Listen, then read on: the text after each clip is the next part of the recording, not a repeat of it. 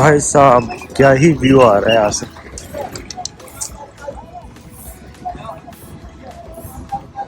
Okay नहीं नहीं बिल्कुल नहीं, रोना नहीं है। मेहरानगढ़ फोर्ट फाइनली इसके अंदर ही जा रहे हैं। अभी टाइम 9:30 हो चुका है, 9 बजे खुलता है, तो अभी देखते हैं अंदर।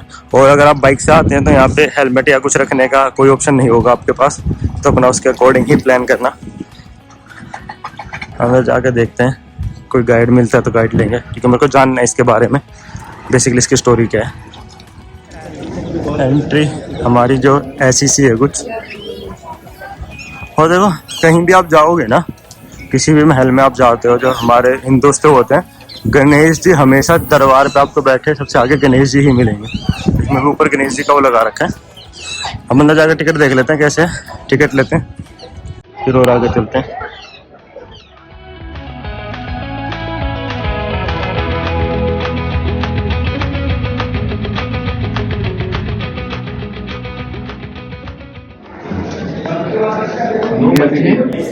तो ये यहाँ पे बेसिकली टिकट काउंटर है। जो टिकट आपको मिलते हैं यहाँ पे 200 रुपये पर हेड। जो बच्चों का होगा 200 रुपये, या बड़ों का 200 रुपये एक उसका लगता है। और गार्ड के लिए आपको उधर जाना पड़ेगा, वो लेना है ना गार्ड का, सॉरी गाइड। गाइड लेना, गाइड 2 वैसे वो टाइमिंग का तो नहीं है गाइड के कि अभी 1 सवा घंटा ही है, और पूरा में घुमा के फिर छोड़ देगा काम। पहले मेरा नाम जितेंद्र सिंह है। जितेंद्र और मैं आपका गाइड हूँ इस फोर्ट। डॉक्टर साहब ये क्या है? ग्रेव है मुस्लिम सोल्जर की। ओके ये जोधपुर आर्मी से लड़े थे जयपुर के साथ। ओके। और उसमें उनके शहीद हो गए थे। ये फोर्ट राव जोधा जी, यहाँ के महाराजा थे राव जोधा जी, जिन्होंने ये फोर्ट बनवाया था। उन्होंने ये शहर बसाया। जोधा उस समय जोधपुर शहर बसने से पहले और इस फोर्ट बनने से पहले इस स्टेट का नाम हुआ करता था मारवाड़। और मारवाड़ की राजधानी थी मंडोर, जो यहाँ से 10 किलोमीटर दूर था। मंडोर में छोटा सा शहर बसा हुआ था, और वहाँ पे छोटी पहाड़ी पे फोर्ट था।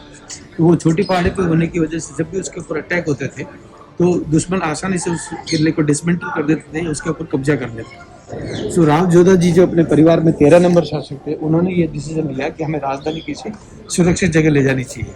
उन्होंने इसीलिए उन्होंने किले की नींव रखी 12 मई 1459 को। नींव रखने से पहले उन दिनों में राजा में एक मिथ हुआ करता था। मिथ ये था कि अगर कोई राजा कोई नया किला बना रहे हैं और वो चाहते हैं कि किला कभी डिस्ट्रॉय नहीं हो, तो उन्हें फ्रेश ब्लड इंसान का देना है नींव के पत्थर के साथ में। तो राव जोधा जी ने अनाउंसमेंट करवाया अपनी आर्मी में कि जो भी व्यक्ति अपना ब्लड देना चाहे उसका स्वागत है। सो राजा राम मेघवाल करके उनके एक सैनिक थे, जिन्होंने उनके साथ एग्री किया, अपने आप को वॉलंटियर किया, और उनका धड़ दिया गया नींव के पत्थर के साथ में। फिर किला बनना चालू हुआ। 9 में वो जो गेट, पहला गेट आपने देखा है जिसमें होकर के आप आए हैं, वो सबसे आखिर में बना है 1809 में। उस गेट का नाम है जयपॉल विक्ट्री गेट, क्योंकि वो जयपुर के ऊपर विजय हुई थी उसकी मेमोरी में बना है। जयपुर ने अटैक किया था जोधपुर पर 1807 में। 2 साल तक वॉर चली थी, उस वॉर में जोधपुर की विक्ट्री हुई थी। इस वजह से उन्होंने विक्ट्री गेट उसको कमेमोरेट करने के लिए विक्ट्री गेट और ये विक्ट्री अपार्टमेंट बनाया।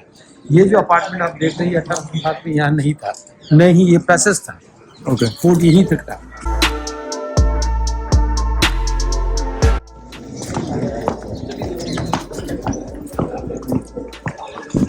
यहाँ से देखिए आप, ब्लू शहर दिखाई देगा आपको।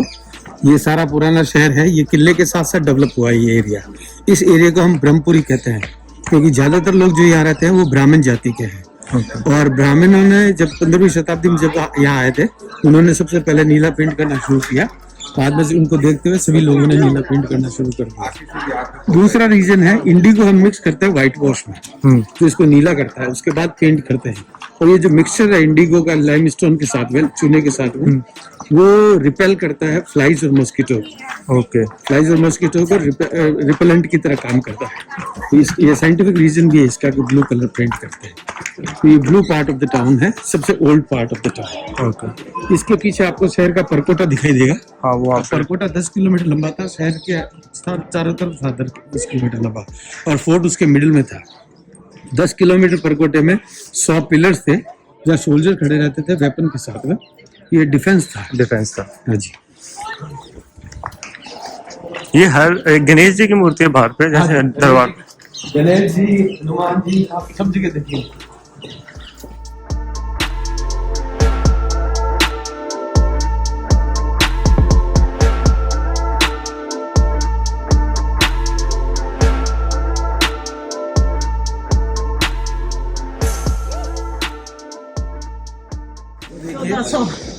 वो है राव जोधा जी पल्स। राव टाइटल हुआ करता था उस समय महाराजाओं के लिए।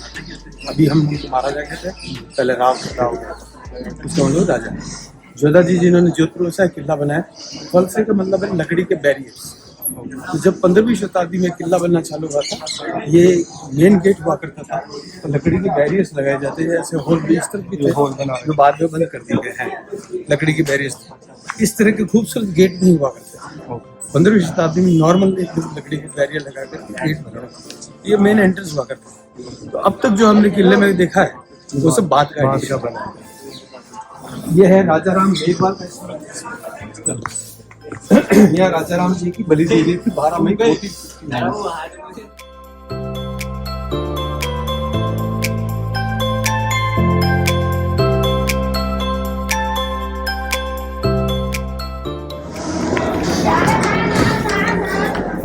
ये सती के हाथ जो रानियां महारानी इस परिवार से सती हुई है, जब अपने पति के साथ सती होने के लिए जाती थी, पति की बॉडी के साथ, तो हाथ में मेहंदी लगाती थी और घर के मेन एंट्रेंस पे एक निशान छोड़ते थे, ताकि एज ए लास्ट मार्क, ताकि लोग आए वहाँ पे पूजा कर सकें। ये लास्ट मार्क है वो सती हो गया जो इस राज परिवार से हुई। तो कितनी सतियाँ 30-35 सतियाँ हुई है। इधर भी उधर भी। हाँ, ये राज परिवार से विनय सती हुई है।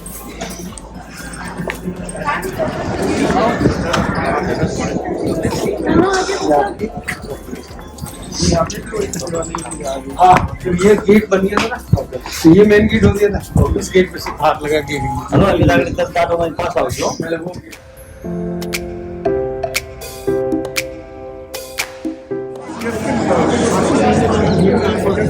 आइए पास में। ये जो मार्बल का थ्रोन देख रहे हैं, इसको श्रृंगार चौकी कहते हैं। यहाँ राजाओं के राज तिलक हुआ करते थे। हर राजा के लिए अलग अलग थ्रोन बनती थी, बिल्कुल नया सब कुछ बनता था, पुराना कुछ नहीं। यहाँ पे आखिरी राजा हुआ महाराजा गद सिंह सेकंड। उस समय ये 4 साल के थे 1952 में। इसीलिए वहाँ पे कुर्सी छोटी होती है। ये 4 साल कम उम्र में उस टाइम ये राजा। हाँ, ये राजा बने थे। आज भी यही है महाराजा जोधपुर, महाराजा गद सिंह सेकंड। अभी कल उन्होंने अपना 75वां जन्मदिन मनाया। 75 पे हो गए। उस समय इनके फादर 1950 में इनके फादर महाराजा हनुमंत सिंह जी की डेथ प्लेन क्रैश में हो गई थी। हाँ, इस वजह से उनका राज तिलक महाराजा की डेथ के 3 महीने बाद कर दिया गया था। और ये सारे जो महल देख रहे हैं, ये महारानियों के महल है। ये 16वीं से लेकर 18वीं शताब्दी में कंस्ट्रक्ट किए गए हैं। सारे लाल पत्थर से बने हैं, जो कि लोकल पत्थर है। जोधपुर में 2 तरह के पत्थर। ये पत्थर के हैं? पत्थर के नहीं? हाँ, ये बिल्कुल लाल पत्थर है। लाल से राइट सैंडस्टोन है। मैं को दूर से लकड़ी के लग रहे थे। हाँ, लकड़ी के लग रहे हैं। ऐसे नेपाल में लकड़ी के। हाँ, और उम्मेदवार पहले से वो पिंक सैंडस्टोन से बनाई है। रेड सैंडस्टोन, रेड थोड़ा सॉफ्ट स्टोन है। तो ये जो कार्बिन है, ये करना थोड़ा सा मुश्किल काम होता है सॉफ्ट स्टोन पे, क्योंकि पूरा पैनल कार्व कर दिया आपने। उसके बाद थोड़ा सा भी जोर से लग गया तो खत्म होता था। तो सारे महारानी के महल हैं, 200 साल में कंप्लीट हुए हैं। इस्लामिक इन्फ्लुएंस है। स्क्रीन वगैरह देख रहे हैं आप मुनार से। इस्लामिक इसलिए है ताकि महारानी पर्दे के लिए, महारानी अपने कमरों से बाहर देख सकते, अंदर नहीं, कोई बाहर से अंदर नहीं देख सकते। इसीलिए यहाँ पे कुछ महल अंदर एक खुले हुए हैं, 1-2 महल जो हम चल के देखेंगे बाद। इस कमरे में हाथी के हौदों का कलेक्शन है। इनको हाथी के पीठ के ऊपर बांधा जाता था, फिर महाराजा बैठते थे। सारे के सारे लकड़ी के बने हैं, चांदी की प्लेट लगी है, सोने की पॉलिश है। आगे की सीट महाराजा के लिए, पीछे की फ्रेंच या बॉडीगार्ड के लिए हुआ करती है। इस तरह की खूबसूरत सीटों का इस्तेमाल फंक्शन में होता था, सेरेमनीज में होता था। खुली हुई सीटों का इस्तेमाल युद्ध में या शिकार में होता था। वो ये फंक्शन के लिए है। सारे हाथी के होते।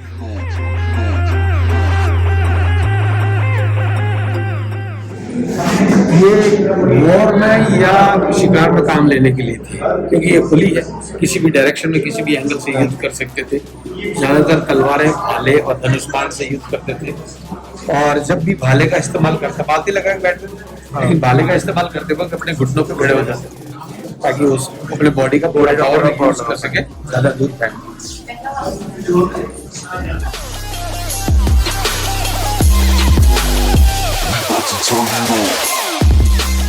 ये महारानी के लिए। और जब भी महारानी इसका इस्तेमाल करती थी, इसको पूरा कवर कर दिया जाता था ताकि उन्हें कोई देख नहीं सके। बड़ी सीट जो है वो महारानी के लिए, छोटी सीट उनकी दासी के लिए जो रखती थी। हाँ और ये सब जरी का काम किया गया, सिल्क वेलवेट का। ये अर्ली 19वीं सेंचुरी का है।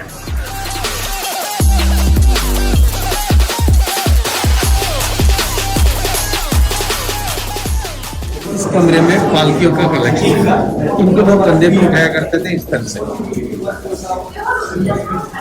ये जो पालकी देख रहे हैं आप, इसमें पूरा जरी का काम किया गया है। ये महारानी के लिए या शादी के लिए।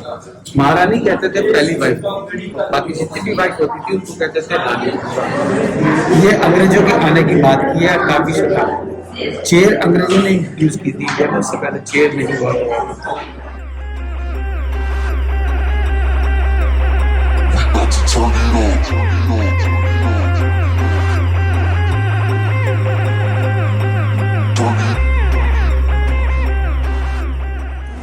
ये जो आप तस्वीर देख रहे हैं ये है उमेद भवन पैलेस।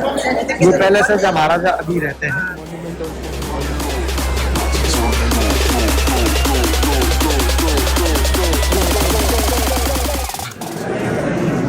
इस कमरे में पेंटिंग्स का कलेक्शन है। ये सारी मिनिएचर पेंटिंग्स है, राइस पेपर पे बनी हुई है। नेचुरल पिगमेंट्स यूज किए गए इसमें एज ए कलर। पिगमेंट से मेरा मतलब है सेमी प्रेशियस स्टोन्स को क्रश करके पाउडर बना करके एज ए कलर इस्तेमाल किया गया है। और रियल गोल्ड और रियल सिल्वर यूज किया गया है। ये रामायण का सीन, रामायण का ना। हाँ ये देखिए रामचंद्र जी रामेश्वरम में बैठे हैं। यहाँ से इन्होंने शिव जी की पूजा करा ताकि राम सेतु बनाने को मिले। तो राम सेतु बनाया। इस राम सेतु के बारे में अगर आपको जानकारी हो तो नासा के सैटेलाइट ने इसका वीडियो लिया था, जो कि पूरी दुनिया में टेलीकास्ट हुआ था। ये इसको पानी के अंदर पाया है राम सेतु। तो इस राम सेतु से रामचंद्र जी लंका में पहुंचे। ये वानर सेना है, विभीषण लक्ष्मण वगैरह सब बैठे हैं। ये सोने की लंका है। ये रावण है और ये रियल गोल्ड से हो रखा है। और ये जो है अशोक वाटिका जहाँ सीता माता को रखा गया था। और ये पेंटिंग, ये समुद्र है पूरा वो बना रहे हैं, पूरे जो भी उसमें हिंद महासागर, हाँ, मगरमच्छ वगैरह है, मछलियाँ हैं। ये पूरी ऐसी करीब 30 से ज़्यादा पेंटिंग्स है जिसमें पूरी रामायण डिस्क्राइब की गई है। उनमें से एक यहाँ लगाई गई ताकि हम देख सकें। ये है वो कलर, ये देखिए मेलाकाइट है, ये इंडिगो है, ये टाइगर आई है, लापिस लेजुली है, टर्कवाइज है। इनको शीशल में मिक्स किया जाता था गोंद के साथ, पानी के साथ। और ये स्क्वायरल हेयर ब्रशेस है, गिलहरी के पूंछ के बाल के ब्रश। ये राइस पेपर है। राइस पेपर नॉर्मल पेपर से थोड़ा मोटा होता है, ये कलर को ऑब्जर्व करता है और हमेशा के लिए रह जाता है। इस आर्ट को खुली आंखों से देखना लगभग इम्पॉसिबल है। या तो हमें चाहिए मैग्नीफाइंग ग्लास, या हमें चाहिए ये छोटा सा आजकल गैजेट आ गया मोबाइल, जिसके थ्रू हम इसकी थोड़ी सी डिटेल देख सकते हैं। बहुत ही खूबसूरत आर्ट है। इस आगे देखिए, ये है खूबसूरती इस आर्ट की। एक एक फिगर आप डिटेल देख सकते हैं इसमें। भगवान शिव और पार्वती कैलाश पर्वत में तपस्या की थी। इसको, ये कैलाश पर्वत है, इसको भी हमने ह्यूमन दिखाया है और इनके शरीर को रॉक की तरह पेंट किया। तो शिव जी इनसे प्रसन्न होकर के इन्होंने अपना निवास स्थान कैलाश को किया। तब से कैलाश पर्वत में ये निवास स्थान के बनाने के लिए जा रहे हैं। अब ये तो है असली पेंटिंग। इसमें कलर देखिए आप, सोना वगैरह लगा है तो उभर के बाहर आ रहा है। और ये है प्रिंट, ये प्रिंट है। हाँ, वो उसमें डिटेल में इसका दबा से लग रहा है, कलर एकदम स्टेबल लग रहा है। पेंटिंग वालों को वो लुक नहीं आ रहा। ओरिजिनल डिफरेंस होता है प्रिंट में और पेंटिंग में।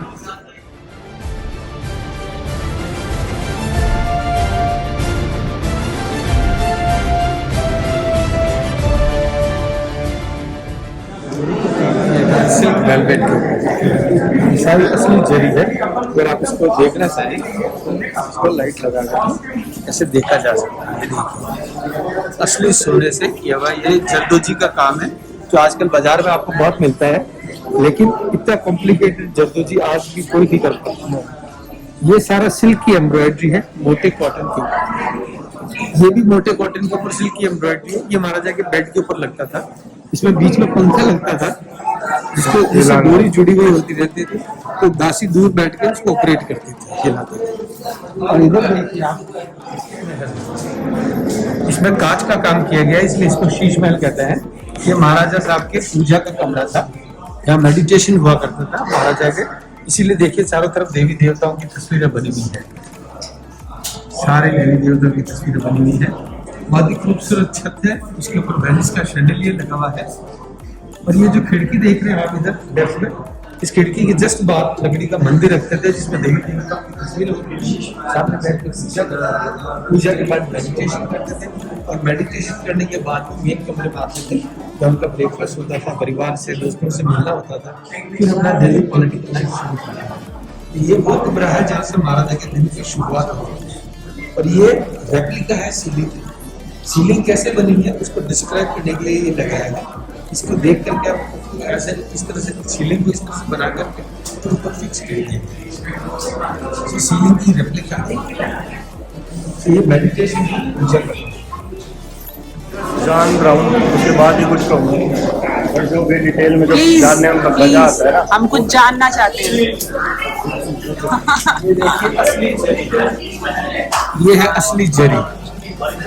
आजकल बाजार में जो जरी मिलती है वो सारी सिंथेटिक वायर पे मेटल कोट करके मिलती है, और ये है असली जरी। राजकुमारी की ड्रेस है, ये बात पहले तो हाथों से बनाई ये जाती है। सारे मेटल, हाँ हाथ से, सारा मेटल का काम है, सोने के धागे हैं और उसी से बनी बहुत भारी ड्रेस है ये।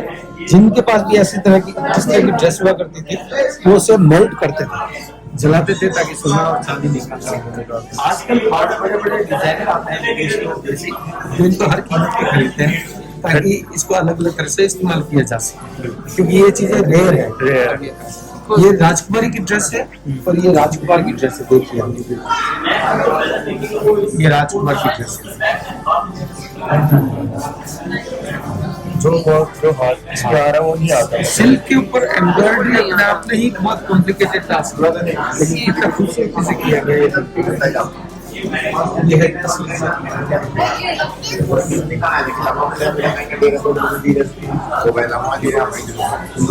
See the brocade, pure brocade.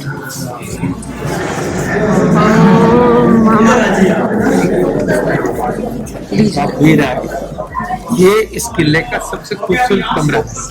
इसका नाम है फूल महल फ्लावर पैलेस। ये डांसिंग हॉल था, एंटरटेनमेंट का कमरा है। बाकी सीटें जो आप देख रहे हैं ये उनके फ्रेंड्स या उनके गेस्ट के लिए यहाँ पे धूप नहीं होती थी, फिर भी अम्ब्रेला तो लगाई है। अम्ब्रेला तो सिर्फ ये दिखाने के लिए हाउ इम्पोर्टेंट सम्मान के उसके लिए यूज की जाती थी इम्पोर्टेंस के पहले। लिए। यहाँ पता है प्रोफेशनल और क्लासिकल डांसर्स ये डांस परफॉर्म करती थी बीच में। लकड़ी की छत है, उसके ऊपर कार्विंग की गई है, कार्विंग में गोल्ड फिल किया गया। बाय द वे किसी को मालूम नहीं है कितना सोना लगा है। कुछ लोग 50 किलो बताते हैं, कुछ 60 किलो बताते हैं, लेकिन काफी सोना लगा है। हाँ, तो कार्विंग की है, इसमें भरा गया है। ये जो काले चेसल्स देख रहे हैं आप लटक रहे छत से काले, ये इस कमरे को नजर से बचाने के लिए 18वीं शताब्दी में ये कमरा बना था, और एक ही आर्टिस्ट ने सारी पेंटिंग्स की थी, और अनफॉर्चुनेटली उस आर्टिस्ट की डेथ हो गई थी। तो आज भी कुछ पेंटिंग्स है जो इनकम्प्लीट है इस कमरे में। जैसे कि आप देखें उस पिलर्स पे राउंड व्हाइट प्लेस बने हुए हैं, सारे पिलर्स ब्लैंक। वहां पे वो पेंटिंग करने वाला था लेकिन कर नहीं पाया, क्योंकि किसी भी दूसरे आर्टिस्ट को टेक्निक ही मालूम नहीं चली, इसलिए उन्होंने एज इट इज छोड़ दिया उसको एज ए हिस्ट्री। वो देखिए व्हाइट मार्बल का मेमोरियल आपको दिखाई दे रहा है, उसका नाम है जसवंत, जो किले से सिर्फ 200 मीटर की दूरी पे है। वहाँ जाके आप देखिएगा, मेमोरियल है महाराजा जसवंत सिंह जी का, और क्रिमेशन ग्राउंड है रॉयल फैमिली का, आज भी यूज किया जाता है। मेमोरियल बहुत ही खूबसूरत मार्बल से बना हुआ है, ताजमहल के रिवर्स है। ताजमहल तो बनाया था राजा ने अपनी रानी के लिए, ये बनाया था रानी ने अपने राजा के लिए। और इसके पीछे आप देखें वो सिटी वॉल दिखाई दे रही है जो इस तरफ से होके जा रही है कवर करके। ये 10 किलोमीटर लंबी थी सिटी। और ये लिफ्ट से आते हैं, कभी ये कैफे, शाम को ये कैफे चलता है यहाँ। ये पोर्टेबल आयरन स्टेयरकेस है इंग्लैंड की। ये आप अगर आप इन बोल्ट को खोलेंगे ना, तो आप एक एक फोल्ड को, एक एक स्टेप को फोल्ड कर सकते हैं, इसको यहाँ से शिफ्ट किया जा सकता है। काफी पुरानी है अभी। स्पाइरल 1890 बनाई गई है यार, आप सऊदी में किसने बनाया? रॉड आयरन से, और 1890 की। यहाँ से शहर का थोड़ा व्यू है, मिस्ट थोड़ी ज्यादा है, मिस्ट निकल जाएगी शाम तक। वो सामने दिखाई दे रहा है वो है उमेद भवन पैलेस, वो है उमेद भवन हॉराइजन।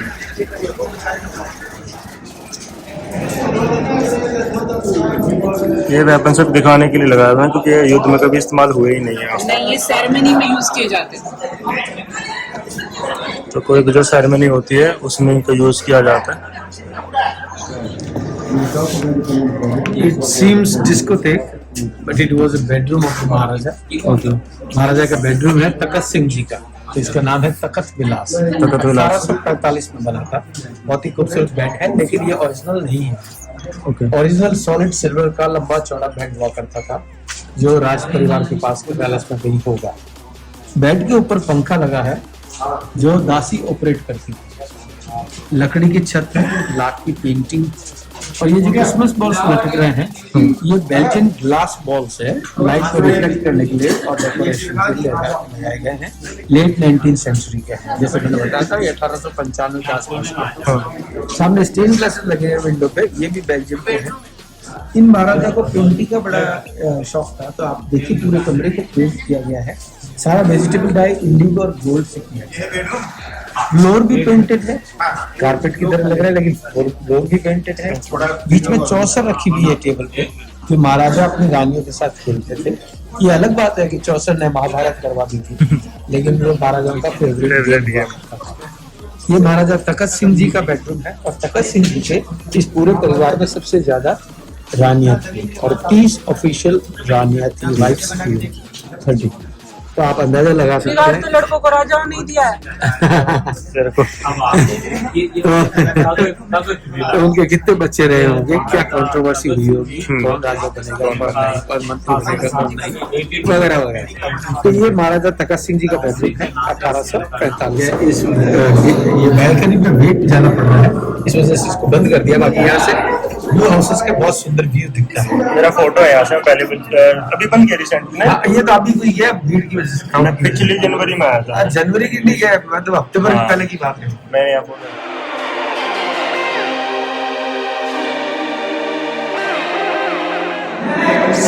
सागवान टीकवुड के दरवाजे हैं, जोधपुर लकड़ी के काम के लिए बहुत प्रसिद्ध है। सालाना हम 4000 करोड़ का फर्नीचर का एक्सपोर्ट करते हैं 92 कंट्रीज को, which is highest in India. सारी वुड होती है यहाँ पे, लेकिन टीक वुड भी होती है, लेकिन हमें राजस्थान गवर्नमेंट ने इसको बैन करने का काम से, तो टीक हम मंगाते हैं मध्य प्रदेश से या साउथ इंडिया से। ये देखिए हाथी दांत का काम है, ये हाथी दांत तो बैन हो गया, तो ऐसा काम कैमल बोन से होता है, लेकिन कैमल को मारा नहीं जाता है, जबकि उसका हड्डियों को बचा लिया जाता है, उसका इस्तेमाल ये काम करता है। हाथी दांत, ये जो है ना हाथी के दांत हैं, ये हाथी के दांत से और कर हाथी के दांत पे वर्क है सारा। जैसे पहले पत्ती की ये लकड़ी को काव किया, फिर आइवरी को काव किया, फिर फिक्स की, फिर ये डॉट डॉट देख रहे ब्राउन, ये लकड़ी के नेल्स हैं, नेल्स मतलब कीले हैं लकड़ी के, जैसे इनको फिक्स कर दिया छोटे छोटे कील लगा के। तो ये जो ये डोर आप बता रही हैं, डोर दरवाजा, ये कितनी कम हाइट का? ये महारानियों के कमरे में अलमारियों के दरवाजे हुआ करते थे। ओके, अभी यहाँ डिस्प्ले में है। ये देखिए वुडन आयरन डोर, 18वीं शताब्दी का है, लेकिन आज भी बहुत अच्छी कंडीशन है। तो उस टाइम ओरिजिनल चीजें थी ना सारी, अब तो हर चीज में पता है क्या करके। ये पेंटिंग जर्मनी के आर्टिस्ट ने बनाई है, उसका नाम था A.H. मूलर।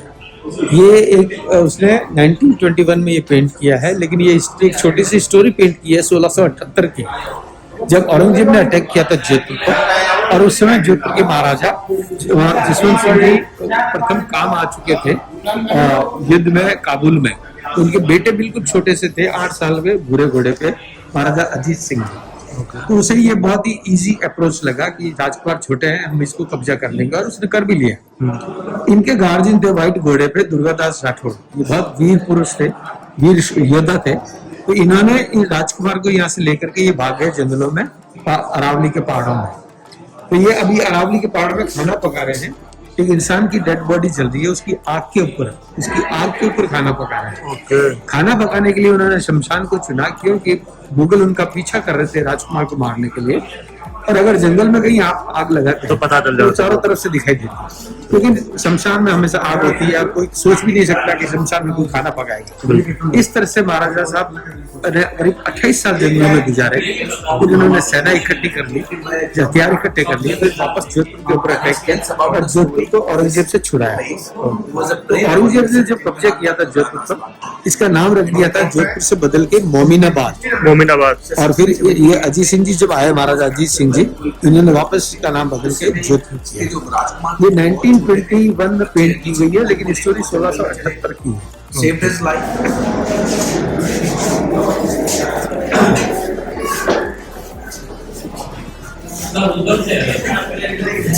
ये छोटे राजकुमारों के राजकुमारी की झूले पालने ओके हाँ लकड़ी के बने हैं, सोने का पानी चढ़ा है।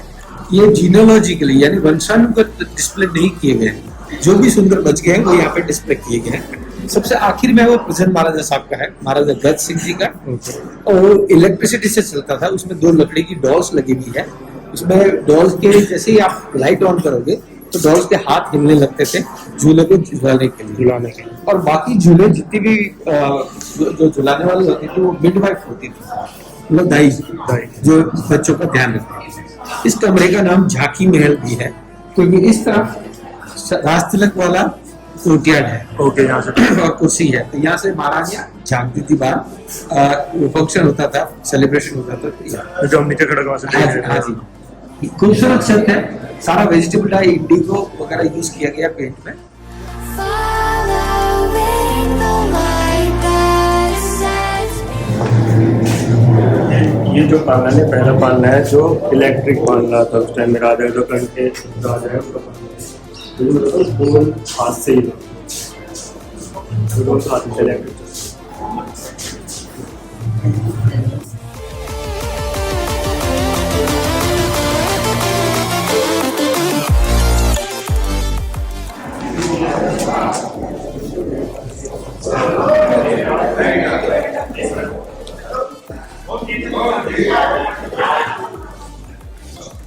ये कमरा 1595 में बना था और 19th सेंचुरी में इसका रिनोवेशन हुआ था। तो ये रंगीन कांच का काम और सोने और छत पे सोने और कांच का काम 19th सेंचुरी का है। ये पार्लियामेंट हुआ करता था महाराजा का, दीवान खास या सभा स्थल। ये महाराजा का सिंहासन है, ये मंत्रियों की सीटें हैं। हमें आइडिया देने के लिए कुछ सीटें लगाई गई है, लेकिन ये काफी बिजी हुआ करता था। जोधपुर स्टेट में 21 प्रोविंसेस थी, हर प्रोविंस का एक गवर्नर होता था और हर गवर्नर हर इम्पोर्टेंट मीटिंग में पार्टिसिपेट करता था। तो 21 प्रोविंस के 21 गवर्नर, उसके अलावा कई सारे मंत्री होते थे, स्पीकर ऑफ द हाउस होता था, सबके छोटे छोटे थ्रोन होते थे बैठने के लिए, सिंहासन ऐसे नीचे नहीं बैठा करते थे। तो काफी बिजी कमरा हुआ करता था।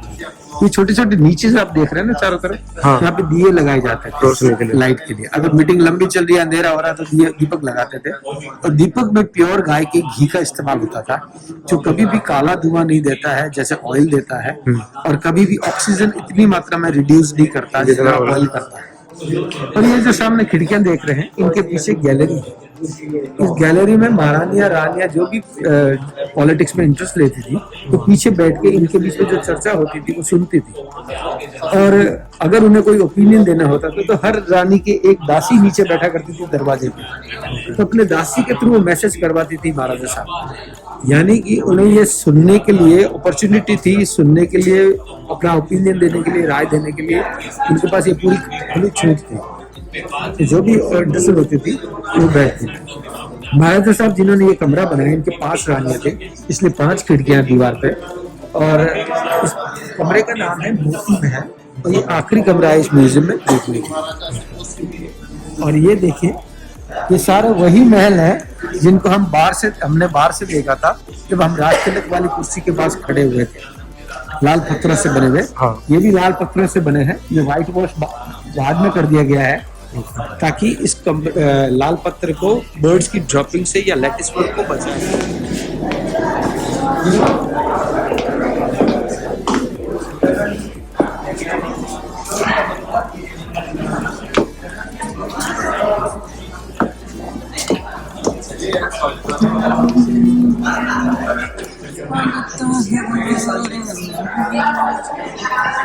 ये 15 सेंचुरी में राव जोधा जी ने नींव रखने के बाद जो सबसे पहला हिस्सा जो पहला पैलेस बनाया ये थे, ये महारानी के महल थे। तो ये व्हाइट कोर्टियर जो हमने देखा वो ये इंटरकनेक्टेड है। इसका रिनोवेशन जर्मनी ने कराया है 1997 से लेके 2008 तक।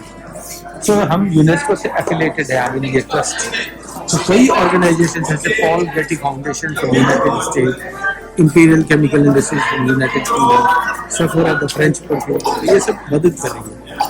हमने सिर्फ 20% किला ही देखा है, तो किला 80% बंद है, वो भी उसको भी मेंटेन रखना पड़ता है। तो महाराजा ने खुद के रिसोर्सेज भी चालू किए, जैसे एंट्री टिकट है, गाइड फीस में से कुछ हिस्सा देते हैं, म्यूजियम शॉप है, कैफे है, रेस्टोरेंट्स है। ये यहाँ के राजा क्षत्रिय में राठौड़ कुल के हैं और राठौड़ की कुल देवी का मंदिर है जिनका नाम है नागनेच माता, तो देवी का ही रूप है, तो उन्हीं का मंदिर है ये। जैसे हर हिंदू मंदिर में दूसरे देवी देवताओं की तस्वीरें भी होती है, मूर्तियाँ होती है, वैसे ही यहाँ भी है, लेकिन मेन मंदिर कुल देवी का है, नागनेच माता। एक बार हम दिखाते हैं। जैसे कि अभी तक देख लिया, हम टूर अंदर का तो करके आ चुके हैं, जो भी गाइड ने हमें बताया। मेरे को थोड़ा इन्फॉर्मेटिव चाहिए था, इसलिए मैंने गाइड हायर किया। और गाइड हायर करने के चार्जेस आपको बढ़ते हैं, अगर आप 1 से 4 बंदे हो तो 500 रुपये लेते हैं, और उसके ऊपर जैसे जैसे बंदे बढ़ते जाएंगे तो उसके चार्जेस अलग होंगे। और ऐसा नहीं कि गाइड आपको बीच में पकड़ेगा कि मुझे ले लो नहीं, प्रॉपर काउंटर बना रखा है जो किले के अंदर ही आता है, आप वहाँ से टिकट मिलेगी आपको, गाइड वो प्रोवाइड करेंगे आपको। तो एक अच्छी बात हो जाती है कि हम किसी सिटी में, जैसे कि जो पैलेस में मैं कभी गया हूँ ना फोर्ट में, तो वहाँ लोग पीछे भागते हैं कि सर ले लो 50 में, 100 में, 200 में। मुझे लगता है इनको नॉलेज होंगी, इन्होंने प्रॉपर अच्छे से मेरे को बताया। पहली सेकंड, जो अगर आप टिकट लेंगे यहाँ से 200 पर पर्सन की आपको टिकट लगती है। टिकट लेने के बाद आप अंदर आ जाते हैं और प्रॉपर महल में आप महल के चारों तरफ तो घूम लोगे, बट जहाँ पे चीज़ें अंदर रखी हुई है ना, वहाँ पे आप एक ही बार अंदर जा सकते हो। आपने टिकट जाके आपको टिकट ले लेंगे और आते हुए टिकट आपको नहीं मिलेगी, तो वहाँ से आप एक ही बार जा सकते हो। अभी मैं अंदर ही हूँ, तो मेरे को लगी थी भूख, तो सबसे पहले हम आए हैं कैफे मेहरान, तो महल के अंदर ही है। तो बेसिकली उन्होंने मेरे को बताया था कि थोड़ा राजस्थानी स्टाइल खाना बहुत अच्छा मिलता है, तो मैंने इसीलिए एक थाली ऑर्डर की है।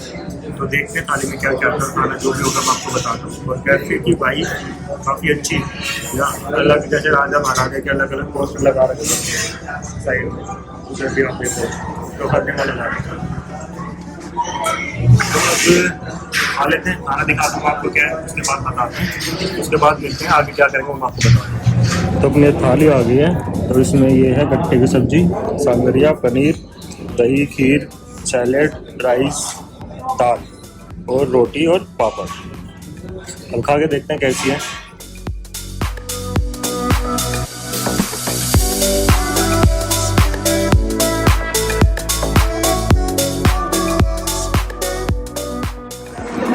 खाना खा लिया है, अभी एक पॉइंट और है जो बैक साइड में, वहाँ तोबे रखी हुई है और पूरे शहर का व्यू आता है वहाँ से, तो वहाँ जा रहे हैं। गाइड हमारे साथ नहीं जाएगा, उसका इतना ही था बताने का, वहाँ गाइड नहीं जाएगा। नॉर्मल देखने का प्लेस है, एक मंदिर है पीछे, तो वो देख के फिर हम निकलते हैं यहाँ से नेक्स्ट डेस्टिनेशन के लिए।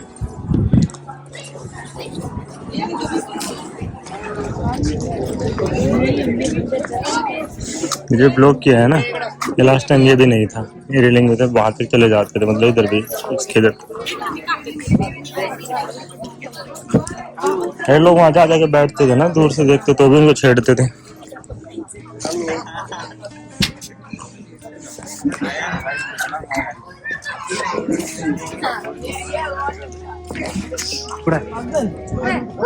ये मेहरानगढ़ किले का हमारा लास्ट पार्ट है, जो यहाँ पे प्रॉपर इन्हें अब तो ग्रिल लगा दी है, तो भी लगा रखी है शहर को फेस करते हुए। पहले भी जो आक्रमण होता था यहाँ पे सेना यहाँ पे भी रहती थी,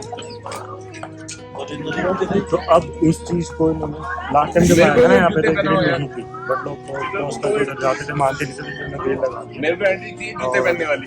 बस यही था इस फोर्ट में जो भी था। एक मंदिर है चामुंडा माता मंदिर, हम उसमें चलेंगे, उसका रास्ता नीचे निकालेंगे, वहाँ पे चलेंगे, वहाँ से दिखाऊंगा। ठीक है, मेरे होटल का मंदिर ही दिखता है सबसे पहले, और ट्राई करेंगे कि वहाँ से देखेंगे हमारा होटल दिख जाए, क्योंकि हम शाम को बैठ के डिनर करते हैं तो मंदिर दिख रहा था। तो बेसिकली ऑल ओवर बस यही है इस किले में, और फोकस कर पा रहा हूँ है ना, क्या नाम उसका, उम्मीद भवन, उम्मीद भवन, वही है। तो हम नेक्स्ट हो जाएंगे। ये बहुत महत्वपूर्ण सूचना लिखी गई है इस पे, तो इसका पालन जरूर करें, तब डूब के मर जाओगे। हमें गहराई दिखाओ तो पता नहीं चलेगा पानी जाता है तो गहराई का नहीं पता चलेगा, बट फिर भी देखो। ओह शिट, वो बीच में पानी था। तुम उस पानी में डूब सकते हो जो बीच में लगा हुआ है। मैं रहा हूँ तो पानी है बहुत ज़्यादा।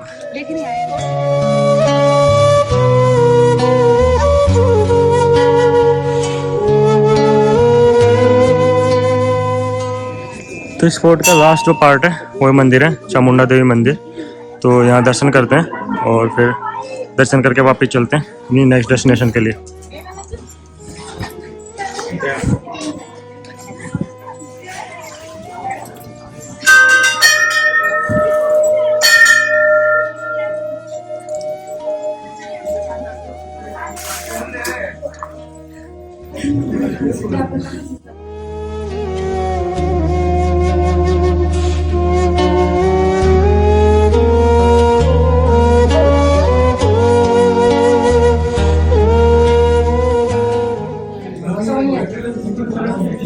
जोधपुर में चामुंडा माता मंदिर के ना बहुत मान्यता है, यहाँ पे लोग बहुत मानते हैं। और अब यहाँ से देखते हैं हम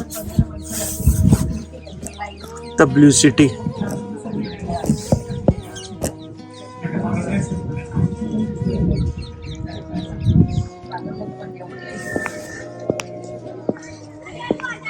ओके, तो finally we visit this place. Done हो चुका है पूरा, हमने घूम के देख लिया। अच्छा है, काफ़ी अच्छे आप आ सकते हैं। काफ़ी चीज़ें भी इनने बचा के रखी हैं पूरा टाइम की, जो आपको देखने के मिलेंगी। और मैं तो अब एडवाइस करूँगा कि आओ तो आप यहाँ पे कोई भी गाइड ले लें, तो जब भी जान पाओगे, नहीं तो ऐसे देख देख के तो बोर ही हो जाओगे। और अभी मंदिर में भी दर्शन हो गए, तो अब यहाँ से निकलेंगे। तो अब नेक्स्ट प्लेस देखते हैं बाहर जाके कहाँ जाएंगे। पहले यहाँ से निकलते हैं और फिर मैं आपको मिलता हूँ। बाय।